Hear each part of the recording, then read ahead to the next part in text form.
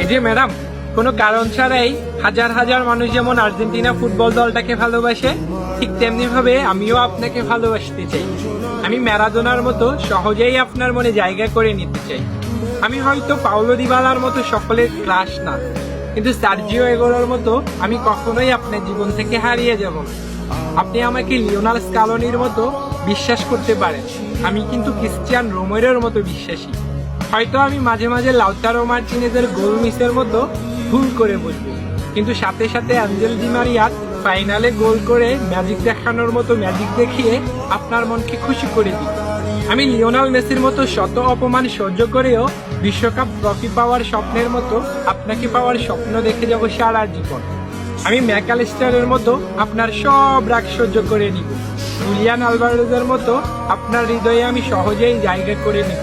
আমি রদ্রিগো দি পলের মতো আপনার বডিগার্ড হয়ে সবসময় আপনার পাশে থাকবো। আপনার মন খারাপ হলে আমি এমিলিয়ানো মার্টিনেজের মতো নেচে আপনার মন ভালো করে নিব।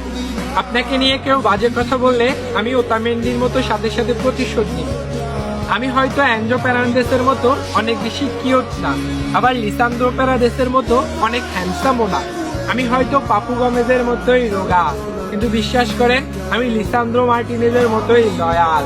আর্জেন্টিনার ফ্যানরা যেমন বিশ্বকাপ ট্রফি না জিতেও আর্জেন্টিনাকে কখনো ছেড়ে যায় নাই, ঠিক তেমনি ভাবে আপনি আমাকে ভালোবাসেন আর না বাসেন, আমিও আপনাকে কখনোই ছেড়ে যাব না। লিওনাল মেসির হাতে বিশ্বকাপ ট্রফিটা দেখে ফুটবল যেমন পূর্ণতা পেয়েছে, ঠিক তেমনি ভাবে আমিও আপনাকে পেয়ে আমার জীবনের পূর্ণতা পেতে চাই।